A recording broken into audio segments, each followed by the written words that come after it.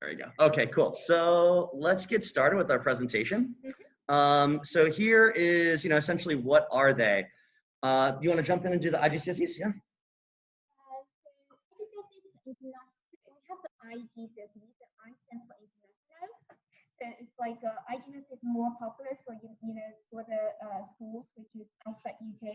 For instance, in Hong Kong, we're mainly doing IGCSEs. But somehow, even in local in UK, in the UK schools, they can do IGCSE as well. Yeah. So I first internationals, we have international G4 general certificates of secondary education. So by the name suggests, it's like secondary education. So it's kind of before the high school. Before the A-levels, yeah. Yeah, before the A-levels. Yeah, that's the real high school diploma. Yeah. The history is in the UK, you didn't always have to finish high school. Yeah. So the A-levels in the UK, the A-levels are actually optional. Yeah. You can finish high school after the IGCSEs. A lot of people are doing it throughout history to just to become more skilled at a specific task. But these days, even people who are just kind of becoming YouTubers and stuff, they don't necessarily take their A-levels. So the IGCSEs are the first 2 years of high school before the A-levels, which are the last 2 years of high school. Yeah. It's like a 2 years program, but not strictly 2 years. So some students, for instance, if you want to do it by yourself, of course, you can do it within 1 year. Right? It's just as long as you can pass the examinations. Okay, but normally for normal schools, it will be a 2 years program. And normally for the schools in Hong Kong, students choose like around 7 to 10 subjects. Okay, but you need at least 5 IGCSE at to go to the A-levels. Yeah, and minimum you have to get like 4 to 9. So that means 4 to 9 is the new grading system for IGCSEs. It's equivalent to the old one, so I think it's most, understandable to us. And that means you have to get at least above C. Yeah. Yes. Which is very doable. Yeah, you should be able to do that. Yes, very doable. We'll talk about it. Yeah. How doable it is. Yeah. The IBMYP is the middle years program for the International Baccalaureate. And this is one of the most popular systems in the entire world, the IB. But the IBMYP is kind of like a bridge between what you would call middle school in the US. So this is like year 7, year 8, year 9, but also year 10 and year 11. So it's those 5 years where you're kind of going through the 3 years of middle school and then the first 2 years of high school. I would say, like, in contrast to the IGCSEs, you can see that there are 8 subject groups, but that's all there is. There are only these 8 groups, and we're going to talk a little bit more about the similarities and differences. You're only choosing 7 to 10 subjects in the IGCSEs, but there's like hundreds. Yeah. And 40 is just like one exam board. So there's a lot of different options for these sorts of things. And similarly to the IGCSEs, you don't have to do the MYP to get into the IBDP. Okay. And that means, what does that mean? It means you could do the IGCSEs and the DP. Yeah. You could do the MYP and the A-levels. So what's similar about both of these programs is they are the first 2 years of high school, but the IBMYP actually goes for even 3 years further back than that. So a little bit longer, Yeah. I don't know if you add anything to that, but okay. All right, so here, this kind of gives you an idea of one of the exam boards. So there are a lot of different exam boards, which are basically just companies that sponsor or sell the IGCSEs. One of the most popular is Cambridge. Another one is the Pearson EdExcel. We're actually a Pearson EdExcel center here, so we do a lot of partnership stuff with them. But the Cambridge IGCSE is really interesting because it just has so many options. You can kind of get a look here, guys. I hope the font size is big enough, but you can kind of see that it's not just math. You can literally study agriculture. as a high school student. And there's a lot more room to kind of explore what you want to do within the IGCSEs. And again, this is because traditionally in the UK, students would not do their A-levels. Maybe they couldn't afford it, or their families needed to help them work in agriculture. So they would learn about agriculture in the IGCSEs and then actually go to work when they're 17, when they're 18 years old. And that's not necessarily the case anymore, but you still maintain that tradition of all of these different wonderful courses that give you a real sort of potential to just explore whatever you want. Yeah, exactly. Yeah. The IBMYP, take a look at that circle. You'll see those 8 different groups that we were talking about earlier. There's these 8 different groups around the IBMYP. And these are the far more sort of traditional subjects that you would call, including arts. One of the main things to recognize that I think is a big difference in these two is the languages. You can see that 2 of the groups are about languages, and that's really because this is the international baccalaureate, right? So what does that mean? Well, let's just look at Hong Kong, for example. 99% of people study English, but then one more, which is Chinese. And do you have to take Chinese? No. Do you have to take English? Not necessarily. You could take Spanish, French. There is a lot of options, but it is limited by what your school offers. Like you might not have a Spanish teacher or a French teacher to take the IB. So it's almost always English plus one more. We do have French students here at our center. We have a bunch because of French International School or German Swiss, but then most of our students do stay with us for Chinese. And so the main thing, we'll talk about this a little bit more on the next page, but the main thing is language and being able to communicate with sort of like a multicultural perspective, which is perfect for Hong Kong, really. Yeah. Okay, yeah, well, we have a lot of different students. I mean. Yeah, but actually this is an interesting thing here, because in Hong Kong, actually we have far more IB schools than A-level schools, isn't it? The DP, yeah. The IBDP schools than A-level schools. That means for the last 2 years of your learning, most of the schools actually doing DP instead of A-levels. However, if you look at the GCSE and MYP comparison, we actually have more schools choosing GCSE. Yeah. Before, you know, they can do, for instance, like German Swiss International School, we actually doing IGCSE first for year 10 and year 11, and then they do IBDP. Yeah. So just like we mentioned, you don't necessarily need to do MYP before you do the DP.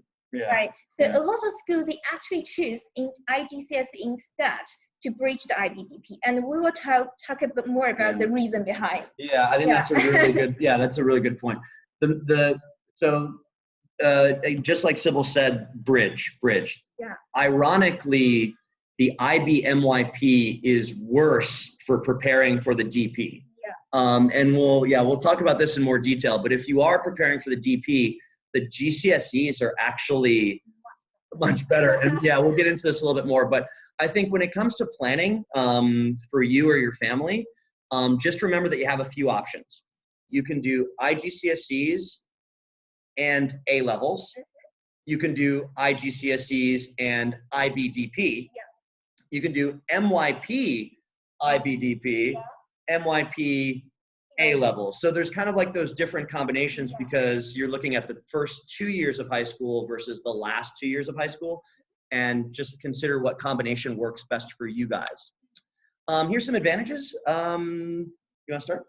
Yeah, so GCSE, as you can tell that there are more schools choosing it, and they're choosing it for a reason. First, it has well-defined curriculum. So you can see the previous page for the Cambridge pages, right? It's so detailed. They have like so detailed each subject, and under each subject, you can find a very detailed syllabus. So the syllabus will contain very detailed explanation about the topics, everything you need to know, and even to what kind of extent You know, because some syllabus, they only, for instance, mention for math and science, they mention, okay, you have to know atomic structure. But how much I need to learn on the atomic structure, isn't it? And the GCSE define everything for you. They will tell you in specific small subtopics, like what subtopics you need to learn, how much you need to learn under the atomic structure. So then you actually have a very detailed guidance of what you're going to every subject. Yeah, for every subject. Yeah. You know exactly. There's really no mystery about what is going to happen in the IGCSE. So it's very, very clear. You could change your teacher 10 times in 1 year, and you still know exactly what's going to happen at the IGCSEs. So because of that, I would say if you're looking at, I think it's important, families should decide what teachers they like and really speak with the teachers and plan ahead for who your teacher's going to be. Even if you know you're still going to be at one school, you can talk to the administration and try to figure out how long has this teacher been teaching the IB? How long has this teacher been teaching the IGCSEs? And we really recommend this to people because especially with a lot of foreign teachers who come in, they come in on 2-year contracts. And 2 years of Vicky J. Hey, Vicky J. Hey, Vic J. So even at some of the best international schools in Hong Kong, it may be the first time that teacher is teaching IGCSEs or the first time that teacher is teaching the IBMYP. You should ask. You're paying a lot of money. You have the right to know, and they'll tell you. They'll tell you who's been teaching the longest. But, oh, hi, nice to have you.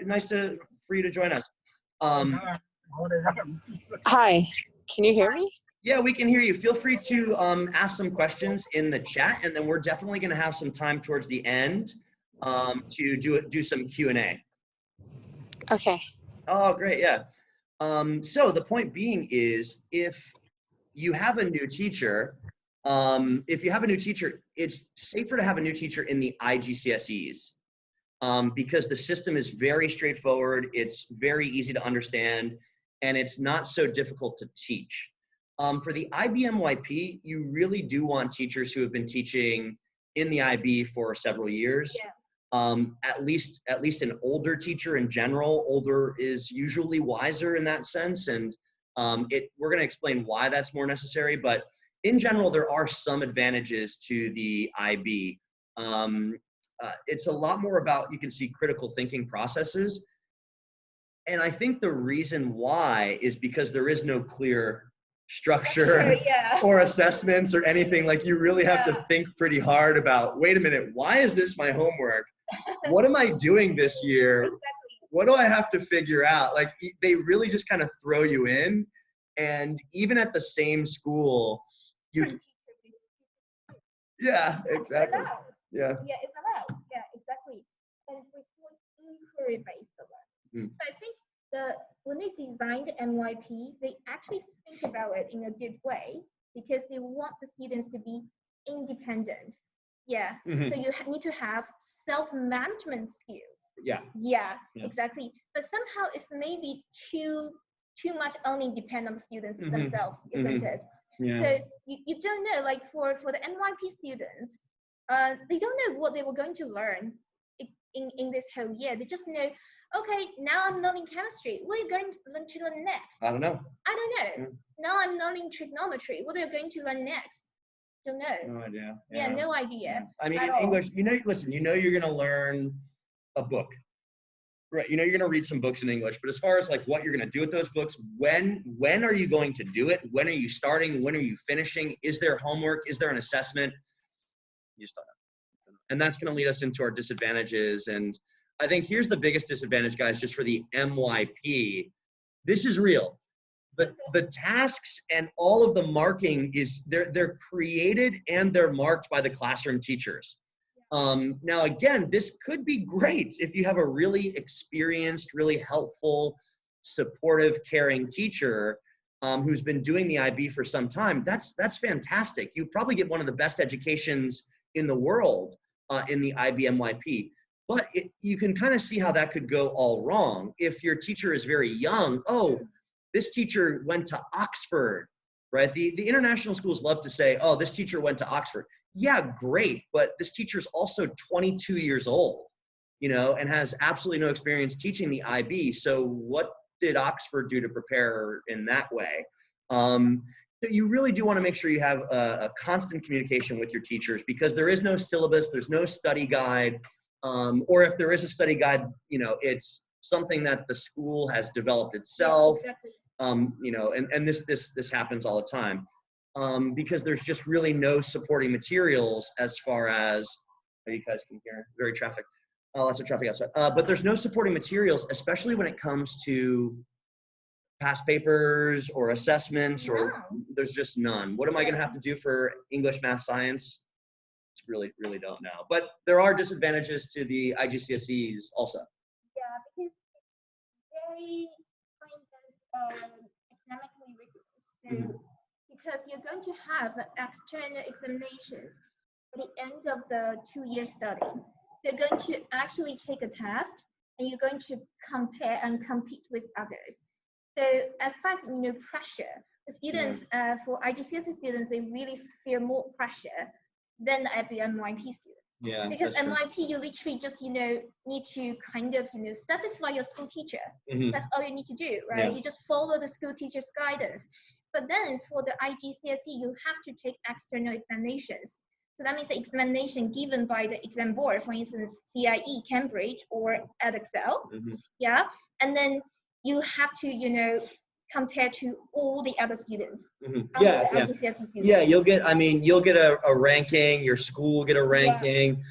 The international schools, the UK boarding schools, they are all ranked. And at the end of the year, it's always released who has the best IGCSE scores, who has the best A-level scores.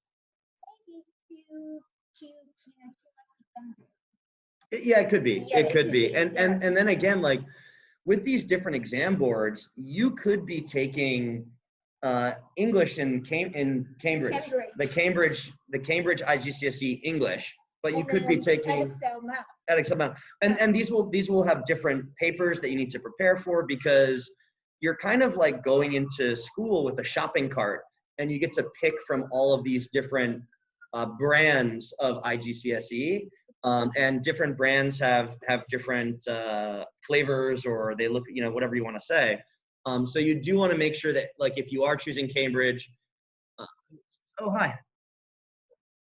Y8, okay. All right. Ignore, haha. Okay, so, wait, where do we go? There we go, okay. Hi, welcome, thanks for joining us, by the way. So please be sure to check which subject offerings are best for you with the different exam boards, and you can talk to your school about this, talk to the administrators, you know, before you enter. And this just kind of gets you a little bit back into the MYP. I do want to say, just because some of the international school people would kill me if I didn't say it, there is an option for an external assessment where you can actually submit a personal project. However, there's two things to think about. One, this isn't required, okay? So your school might not even offer it. Please be sure to check. And then two, it doesn't really have a strong bearing on what happens to your final grades. So even if you do the personal project, or even if the school offers the personal project, you will definitely see that MYP students in general don't really understand it, or they haven't been given a lot of instruction about it. They don't really put a lot of effort into it because it's not a part of the school year for the most part. And it is a great sort of external assessment, but it just doesn't happen all the time because it's not necessarily required. So do keep that in mind. The majority, 99% of the assessments are just school-based, things that the teacher creates. Okay. I'll jump into the English first, I guess. So here's a quick overview of some of the similarities and differences. I want to take a look at the left side and talk about the IGCSEs. There are 10 different English options just for Cambridge. Okay, so there's also other exam boards like the Edexcel, the AQA, and all these other different exam boards. So you really need to take a close look at the curriculum, the course offerings, and decide, okay, yeah, I'm going to take English. Okay, cool. But which one of the Englishes am I going to take? And that's much different than the IBMYP, which just offers English language and literature. So you'll learn some language skills, you'll learn some reading and writing skills, but you don't really have a lot of options as far as what you learn, what you choose to learn. On the left-hand side, you'll see that I've got paper 1, 2, 3, 4. There are, depending on which English you choose, there are going to be just papers. And I did include 2 of them down here for one of the English classes. This class is called Literature in English. It's not the only English, obviously, but you can kind of see how paper 1 is about poetry, and paper 2 is about drama. Okay, so you will have to do several papers, and there's a 3, there's a 4 for English literature, but you can kind of just see that each paper is testing something different, and there's different areas that you need to sort of excel. There's different marking schemes and stuff like this based on the paper. For the IBMYP, they kind of give you general criteria. This is really what they list the criteria as: analyzing, organizing, producing or understanding a text, and then using language. So teachers can look at this criteria, and there are some descriptions that the teachers need to follow, but they can have a lot of freedom for this, and they might call criteria A something a little bit different as long as there's some analysis. They might call criteria B something a little bit different as long as there's some organization and structuring and approach to that sort of stuff. But then what they will do is take all of these criteria and put them into levels of 1 to 8. So if you do go to an IBMYP school, when you get your report card, you want to see some 8s. You want to see some 8s. And this is kind of similar to what we said with the 1 to 9 in the IGCSEs. You don't really want a 4. You don't really want a 4. A 4 is around a C. So if you can actually get a 6, 7, or 8, that is a victory in the IBMYP. But let me give you a closer look here. I think I've got some examples. Yeah, okay. So I hope you guys can see this. I'll try to zoom in a little bit. Okay, I hope that works for you guys. So take a look at the left-hand side. You can see that it says very specific people, very specific texts.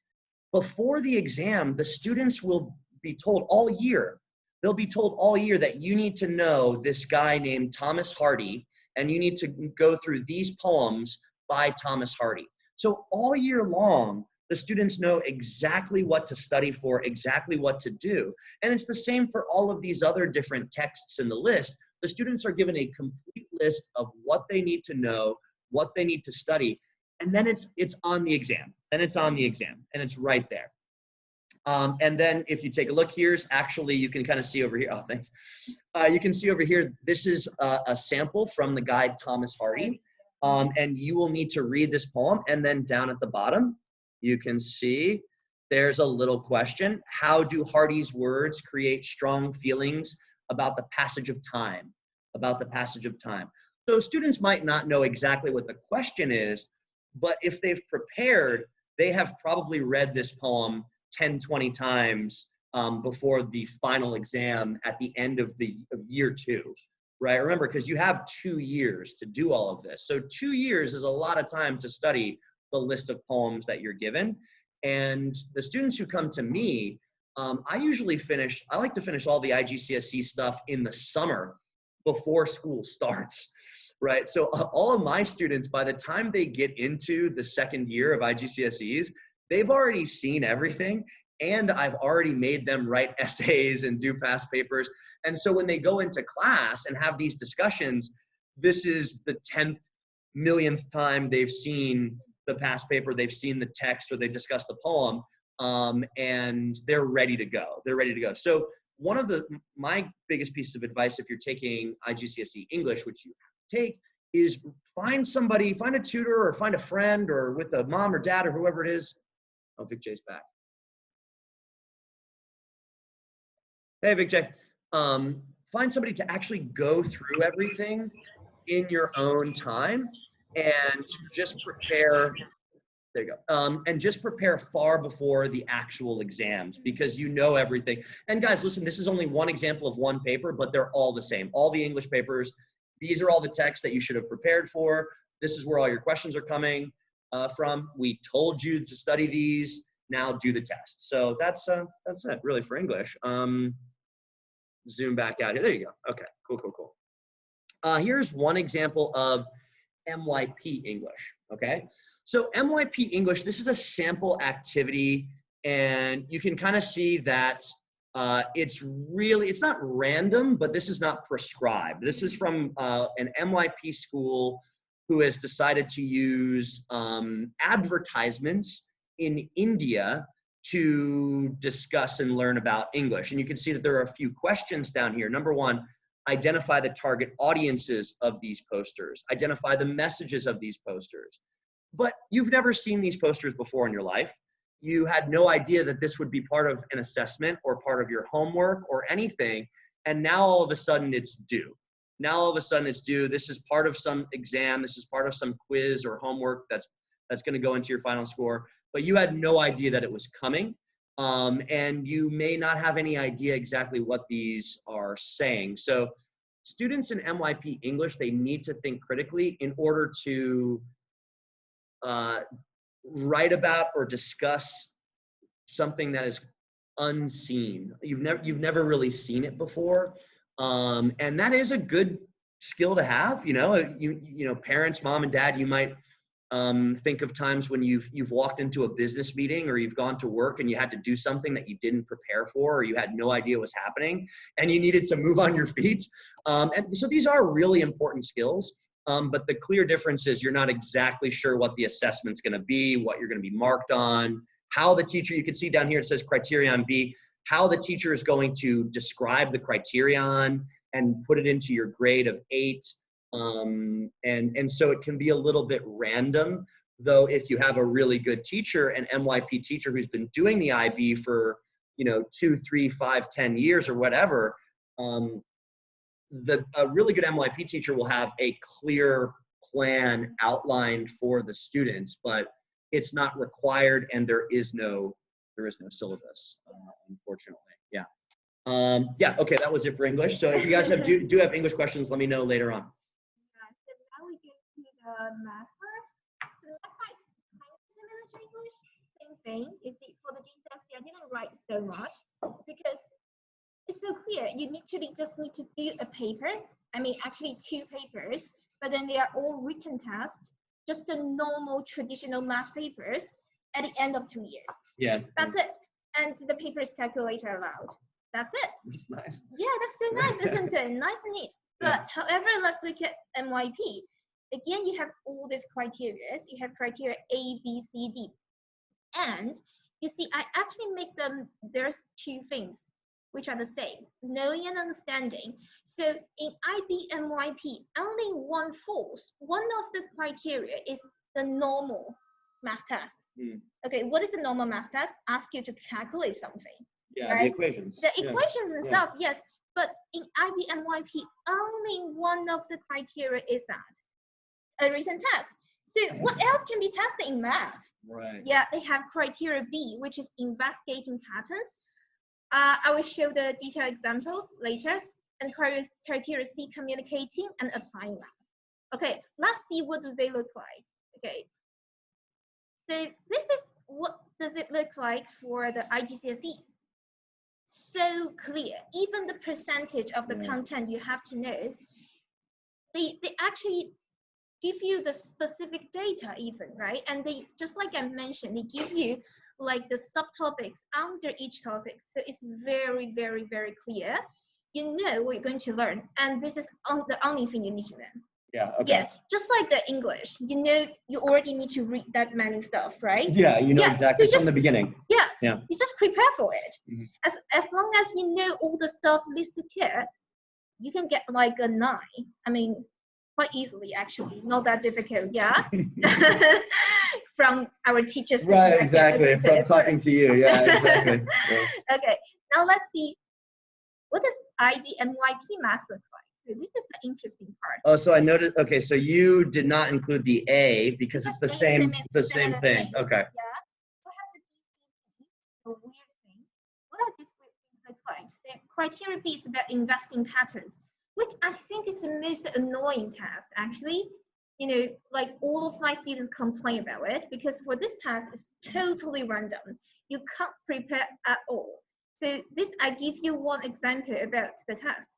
So they will give you some equations, some shapes even, and then ask you to find the patterns. Okay. That's like spatial reasoning, kind of. Kind of. Like, it reminds me of like the CEE. Yeah, it's literally like a spatial reasoning, just finding the patterns. However, you know, finding patterns can apply to literally everywhere. I can give you anything, ask you to find patterns.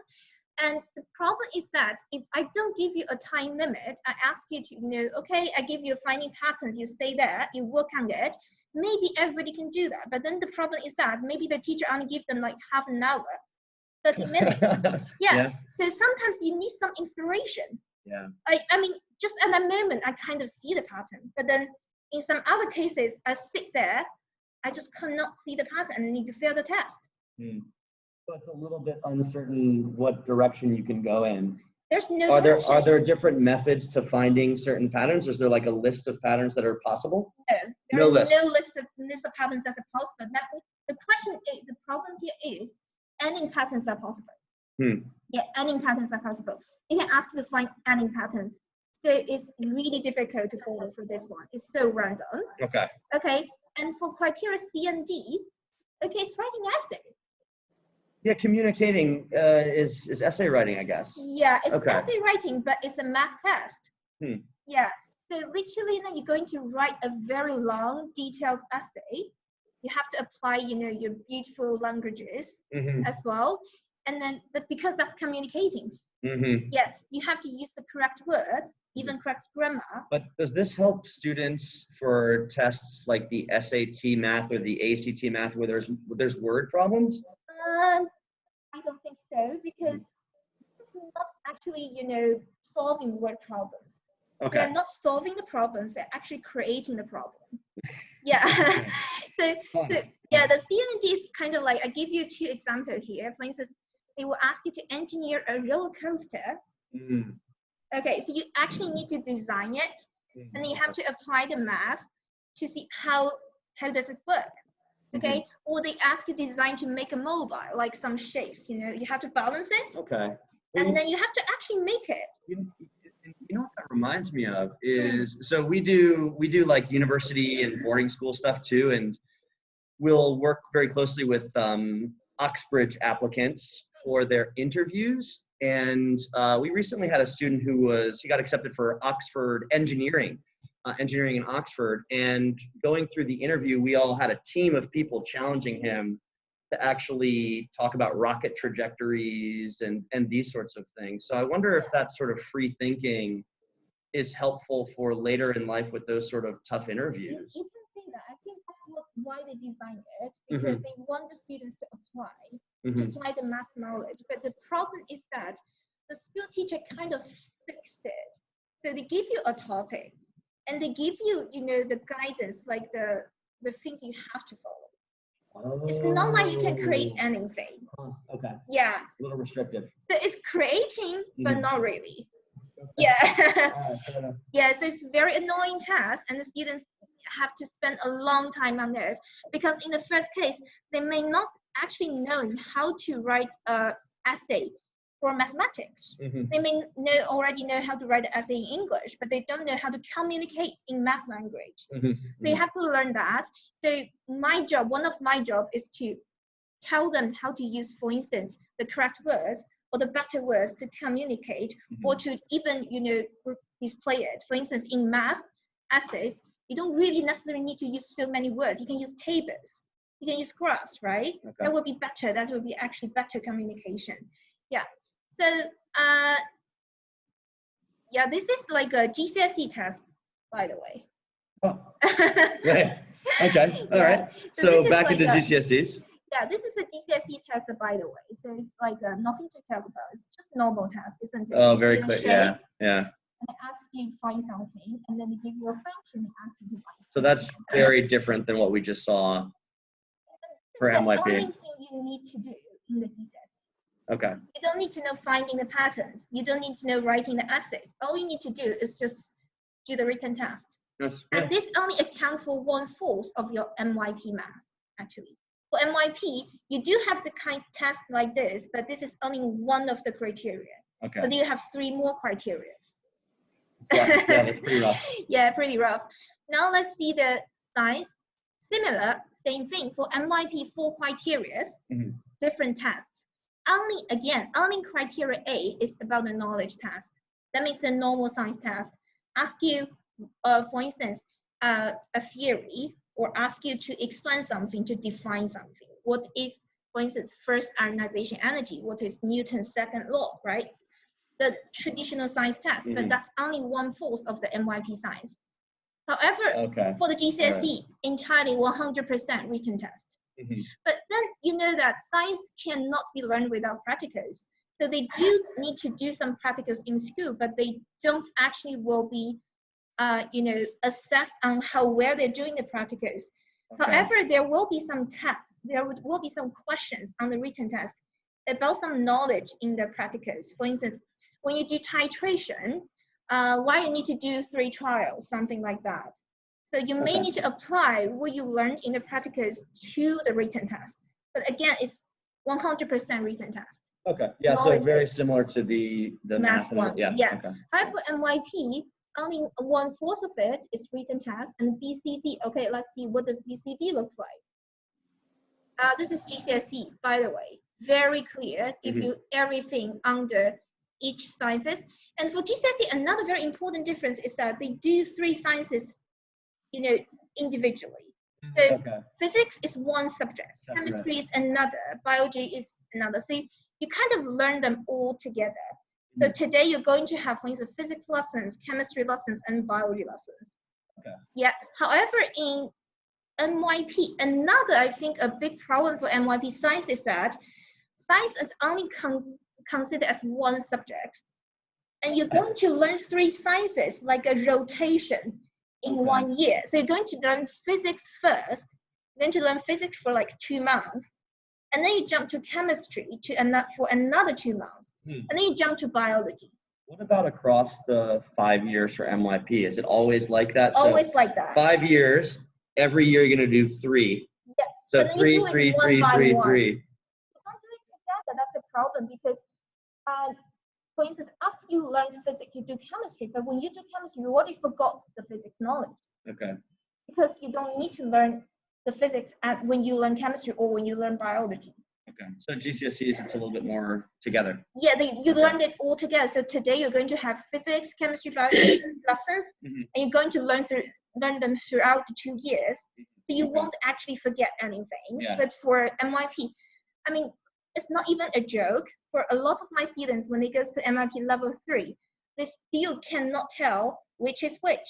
They learn science, but then I was like, which science are you learning? Are you learning chemistry or physics? And he was like, I don't know. They can't even tell the difference between chemistry, physics, and biology. Wow. Okay. Yeah. Okay. And then for the MYP science, let's talk about the criteria B and the D. B and actually this is CD actually. Sorry. Yeah, B and the C and the D. Yeah. So B and the C is actually combining together. It's about a lab reports. Yeah. So the criteria B and the C is all about like writing lab reports. So you're going to do a lab. Okay, you're going to collect data. And so you see in criteria C, you have processing and evaluating because you have to process the data and evaluate the data. Okay, I like that. Sounds important though.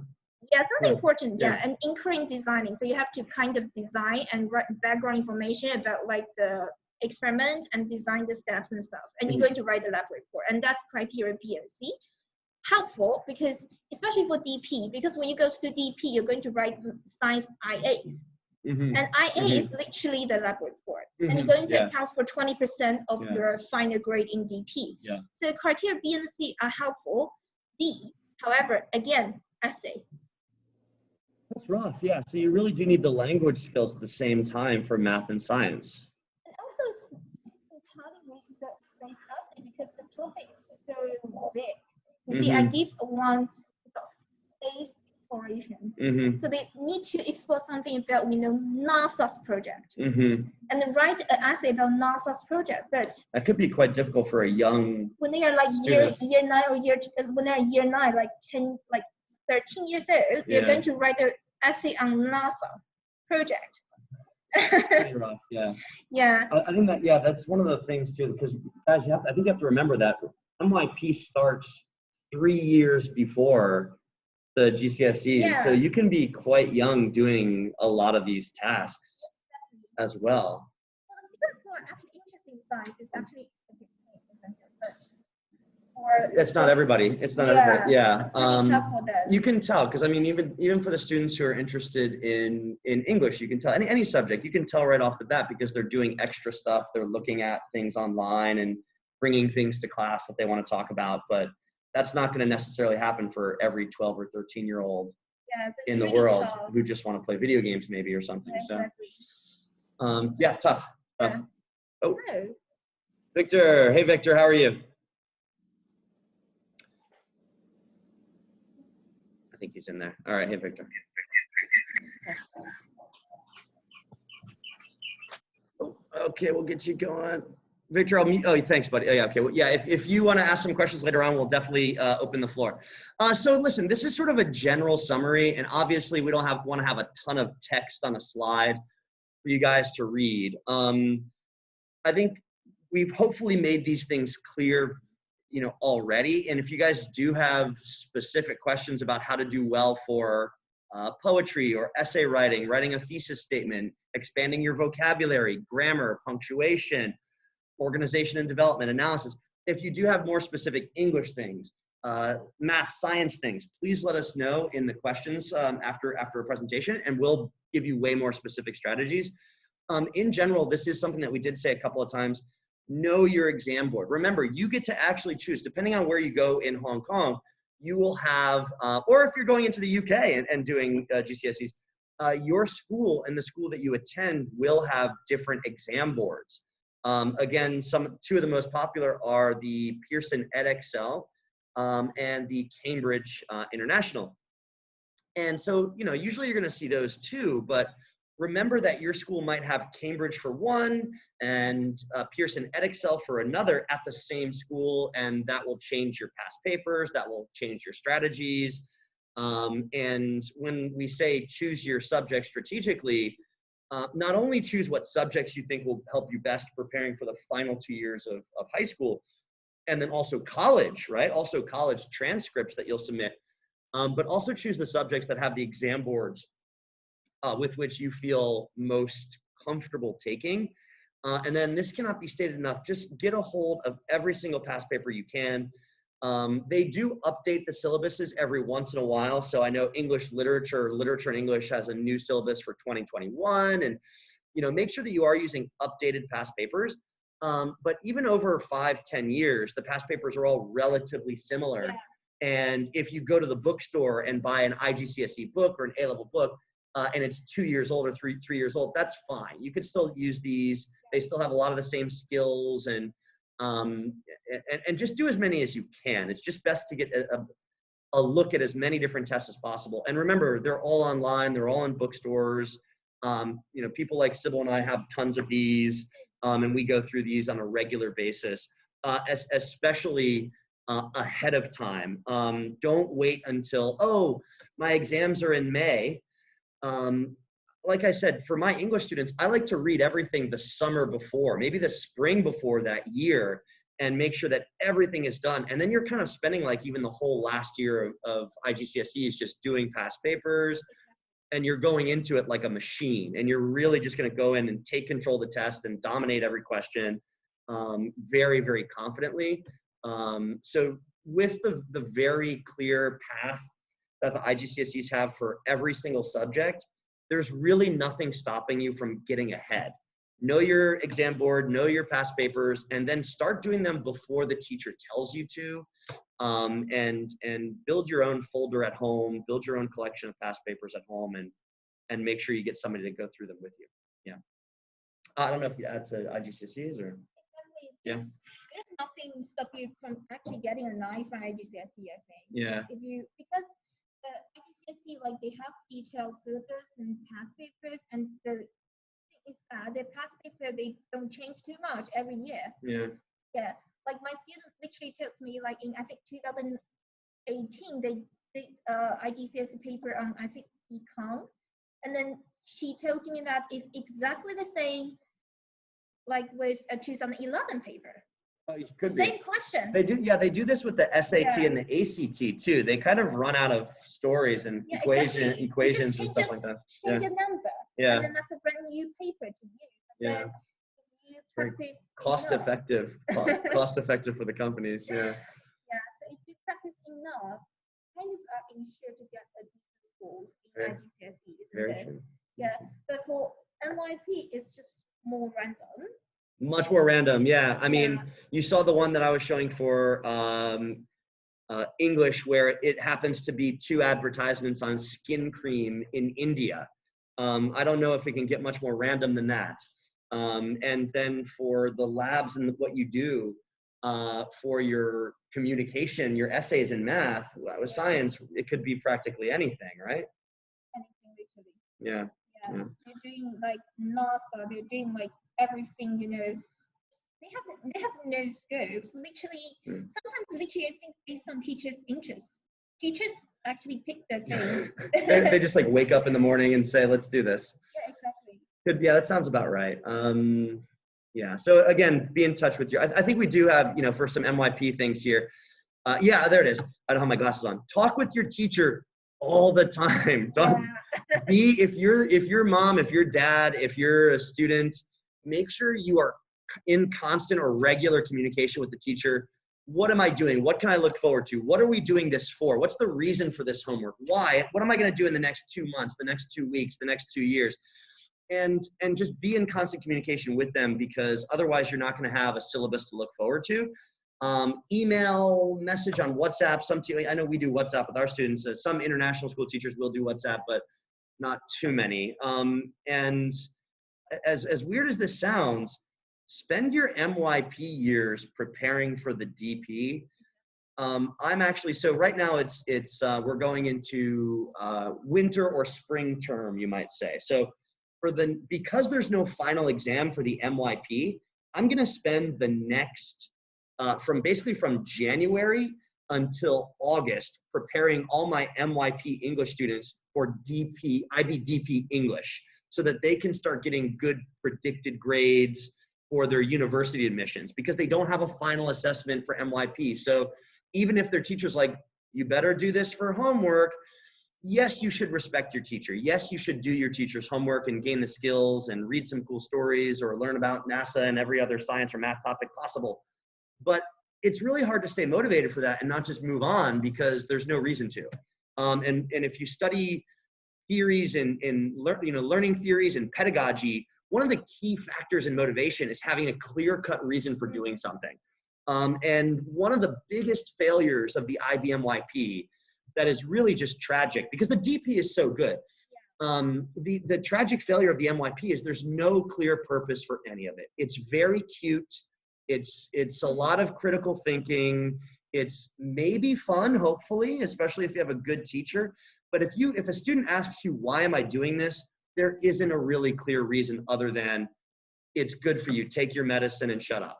Okay. And that's one of the real things that, you know, the IGCSEs have an advantage over as far as like motivating and driving. So, you know, during this season, January to August, ask around, start booking lessons with DP teachers, IBDP examiners, and start preparing ahead of time so that you can get that university admission. Yeah. Okay. That's it, guys. Thank you so much for coming. I guess we'll open up to questions if you guys do have questions. We're free for a little while longer too, so that's okay. Do we have our chat going? Oh, we do have some. Eric, so we've got Jackie says, good afternoon. Hey, Jackie, good afternoon. Eric, it sounds like IGCSE prefers general technical education and IB is academic education. Is that right? maybe that's backwards. I would say the MYP is more general, and the IGCSEs are more academic. So maybe that's what you mean, Eric. Did you have, was there anything that you wanted to ask about that, or? I can ask you to unmute if you want to, but if not, that's okay. Like we talked about IGCSE, we have exams. We have external exams. So super academic. Is there a Yeah, because I think we stay. Oh, there's Eric. Is there a ranking in MYP education? There's the scores from 1 to 8, but in general, no. The scores are literally given by the school teacher. Yeah. So who is the school teacher? I mean, is the school teacher a well-respected member of the global education community, or is the school teacher just like a 22-year-old graduate who's got his or her first job at West Island School? I mean, I don't know. Yeah. So how valuable is that rank? Yeah, all my students say like there are some teachers just easy grades. Oh, for sure. Like, yeah. Yeah. One of the things I think if you want to get a good IBMYP score is be friends with your MYP teacher. Yeah. Like I know that's really sick to say about like, hey, wait, this should be based on my grades, my homework, and all that kind of stuff. No, just raise your hand and joke with the teacher. Send an email every once in a while, but be friends with them. Be friends with your MYP teachers, because sometimes when it comes down to making like a 6 or a 7 or an 8, that can be the difference. Yeah. But there is ranking. I know Eric, you didn't ask this, but if you guys are interested in looking at ranking systems for the IGCSE, I would highly recommend Googling the Sunday Times. The Sunday Times. So the Sunday Times is a British ranking system for boarding schools, but it's based on IGCSE results. So they don't base it on like, oh, this school has a swimming pool, or this school has 3 tennis courts, not just 2 tennis courts, right? They base everything on IGCSE results. So if you are really interested in looking at how some of the top British schools, especially boarding schools, get such great students and have such great reputations, go to the Sunday Times and look at their IGCSE ranks, look at their A-level ranks, and you will be able to break it down.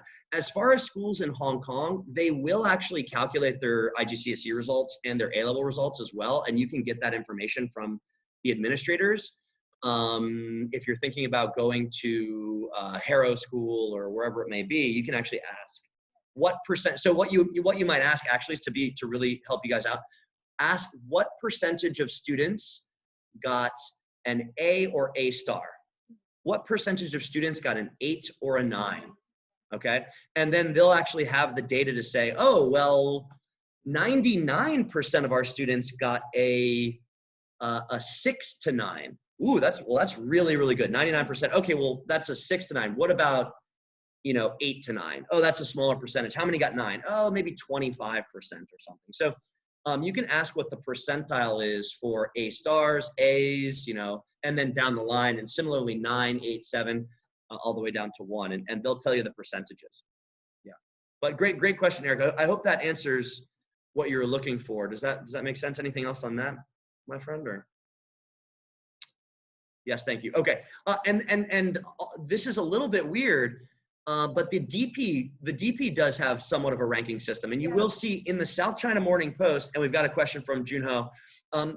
The South China Morning Post will literally list the school that had the most. How many did Victoria Shanghai get this year? What about boys diocesan school, girls diocesan school? How many 45s did they have? What school what IBDP school had the best or the most 45s, the highest average? So it's the exact opposite with the DP.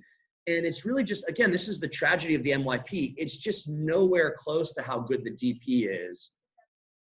It's really sad. It's really sad. But Junho, thanks for the helpful session. I noticed ESF secondary schools run 3 years of MYP followed by 2 years of IGCSE. Then a student goes back to DP for year 12, year 13.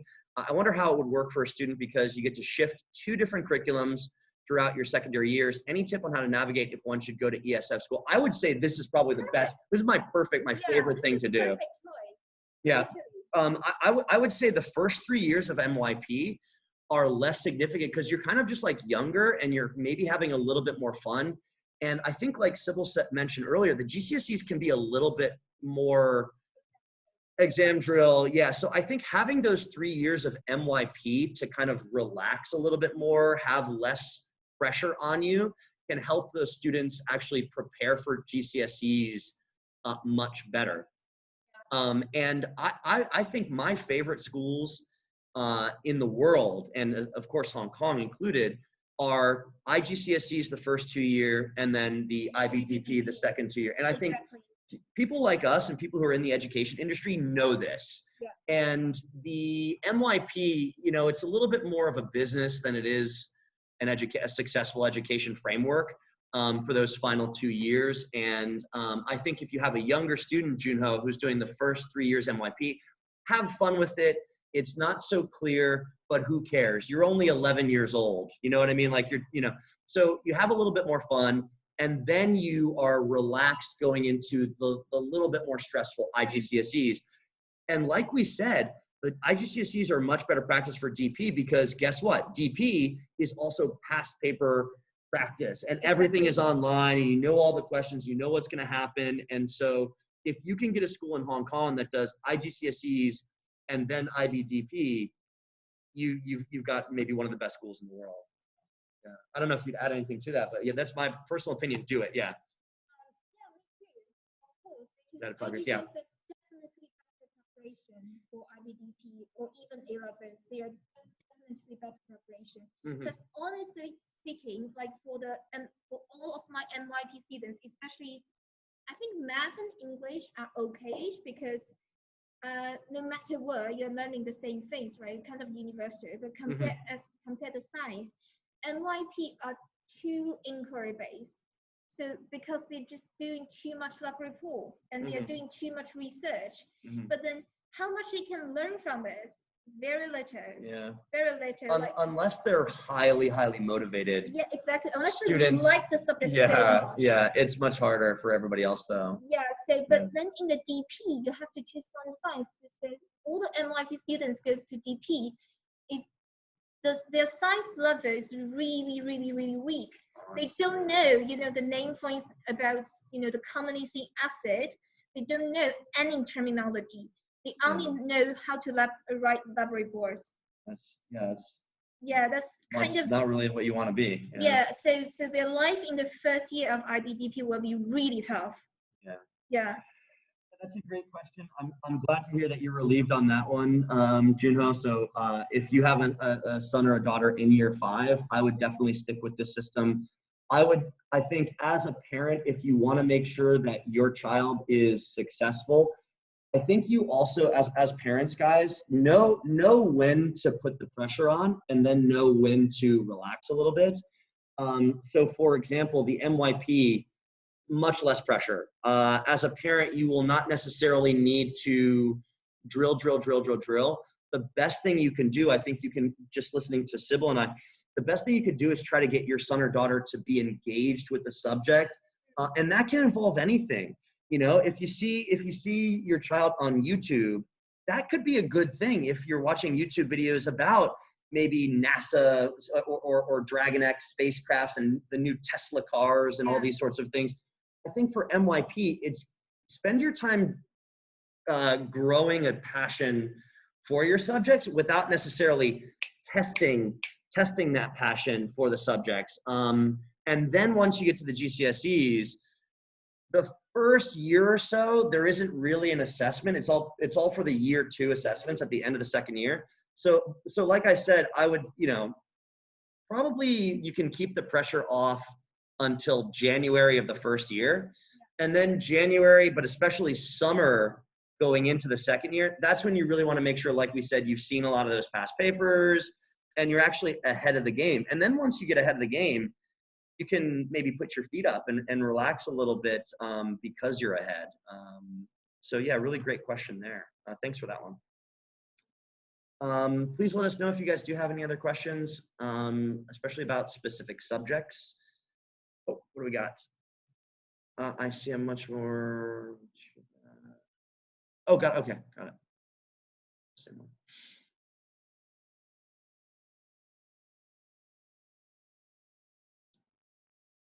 one. Yeah. Actually just talk to us. Yeah, if you want to unmute, yeah, you guys don't have to type stuff in too if you have a question. One other thing that I think that I get asked a lot is how do I know which subjects to choose, especially for IGCSEs. So we do a lot of the consultation stuff over here, like planning for US, UK boarding schools, planning for universities all over the world and this sort of thing. And one common thing is like, how do I know which to choose? Well, it's a lot easier for the MYP because you're stuck in those subjects and they're very general, but they don't really help you out. For the IGCSEs, start to think about how you want to do your final 2 years. Yeah, exactly. So this is especially important if you're choosing A-levels, because you will need to actually take the IGCSE. If you want to do A-level math, you must take IGCSE math and you must get a good grade in it to go into A-level math. So if you are planning for universities and university admissions, make sure that you are choosing IGCSE subjects that are linked to your A-level subjects. Now listen, you only need to actually choose, to graduate high school, you only need 3 A-levels. So if you want to take an IGCSE agriculture and have fun with it, that's fine, but just make sure you have at least those 3 IGCSEs that are connected to the A-levels you want. What does this one say? Spending time in GCSE for year 9, year 10 will help a student get ready for SAT. I think so. Yeah, I think so. Choice. Mm-hmm. Yeah, English and math, right? So for the IGCSEs, English, I don't know about English, maybe you can talk about English. Well, the English, I think what's great about the IGCSEs, if you saw like all those past papers, you know, 2, 3, 4 past papers, depending on the English, by the time you're done with all those different papers, you've read so many different things, right? You've read so many different passages. And then a huge part of that is the SAT reading section. And the SAT reading section has different genres and different topics that they have in those 5 passages for SAT reading, 4 passages for ACT reading. And yeah, there's a very clear link over top of that. Also for IGCSE English, because you have to write, you know, these essays, you are learning how to do an introduction, writing a thesis statement for your essay. And this is part of the SAT essay writing section. You will have to do this. But it's also part of the grammar section, they call, writing and language, it's called. And so you'll have to be able to use, you know, punctuation and have good grammar and all of these sorts of things. So it is nice to have foundations in reading, foundations in writing, before you go into the A-levels, the IBDP, but then also the SAT or ACT. I think, and then you can confirm this, for math, it's a little bit different, because I think when you get into SAT math and ACT math, there are things that you will not have seen in IGCSEs in some of the earlier years. So you might need to get ahead a little bit. Like Emerson mentioned, it's building your foundation. Mm-hmm. So it's literally very, very, you know, good for the SAT preparation as well. However, if you actually want to take the test, there may be some things they didn't cover in the IGCSEs. Mm-hmm. So you may need to, you know, do some exam preparation.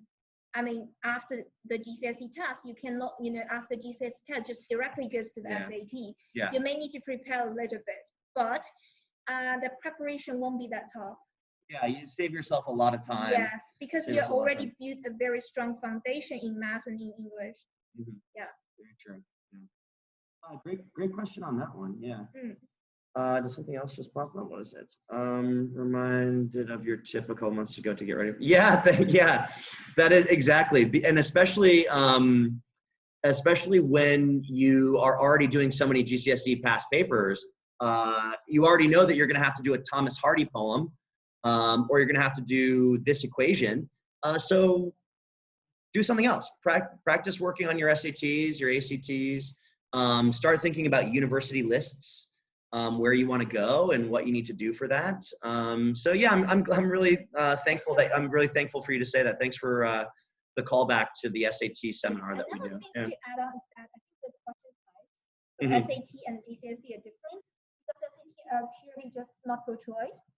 Right. But in GCSE, you don't necessarily have multiple choice questions.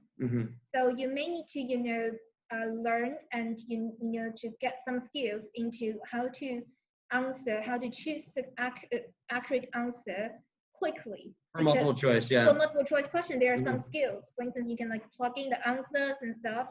And these skills you may not actually get from the IGCSE, because in IGCSE you don't have multiple choice questions. Yeah, that's a good point. Okay. All right, guys. Well, I guess we are. Thank you so much for the questions, Junho. Really appreciate all of your questions, and definitely, if you guys can see, you have my email down in the bottom right. You have Sybil.Shen, Sybil's email down at the bottom right. So please feel free to email us at any time if you do have more specific questions. We always spend the first part of the day responding to emails and stuff like that for people and students and everything like that. But if nobody else has a question, we can end it right there. Anybody else have anything in mind? Any other questions? IGCSEs, MYP, A-levels, IBDP, SAT, ACT. I mean, please, guys, whatever you guys have a question on. But if not, we'll go ahead and end it there.